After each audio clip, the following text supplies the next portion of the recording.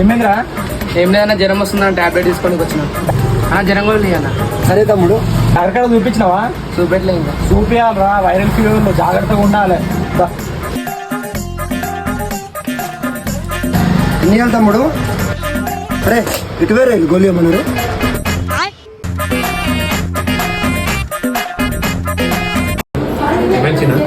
జ్వరం వచ్చింది డాక్టర్.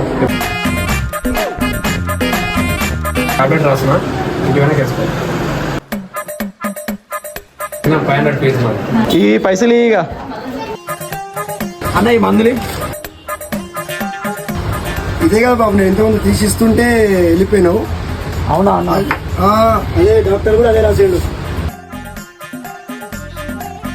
10 రూపాయలు బాబు, 10 రూపాయలు బాబు.